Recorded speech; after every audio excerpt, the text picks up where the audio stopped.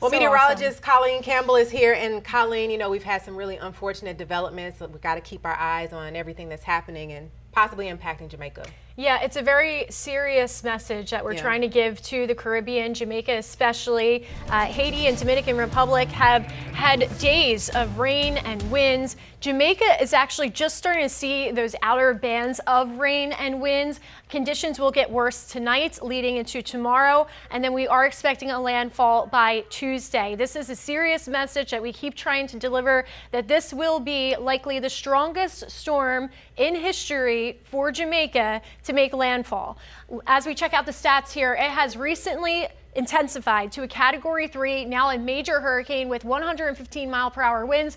Pressure's down to 967, still moving extremely slow to the west at 3 miles per hour. The problem when it moves that slow is it just dumps rain on top of rain on these areas, and these are mountainous areas, so landslides are also a huge threat that's added to the mix of hazards that's out there for these areas. All right, so here's the latest cone from the National Hurricane Center. It will strengthen to a Category 4, and yes, eventually a Category 5. By the time that it makes landfall in Jamaica, it's likely going to be a Category 5 hurricane with 160-mile-per-hour winds. If it's not that, it will be strong Category 4, and Jamaica has not seen a direct strike of a system of this magnitude since we've been keeping records. So that's why we keep driving that serious message home.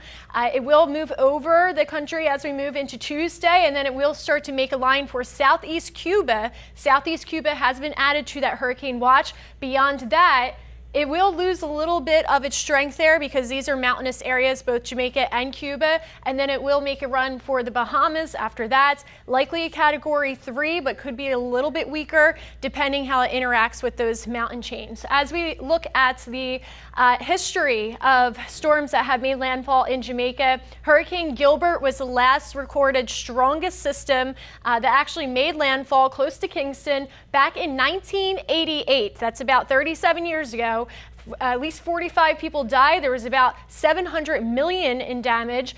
80% of roofs were destroyed, mostly for homes and agriculture. There's a huge loss, mainly the banana crops. But this is a system that happened 37 years ago, and it was just a Category 3. So that's why we keep trying to deliver that message home. Also, watches and warnings.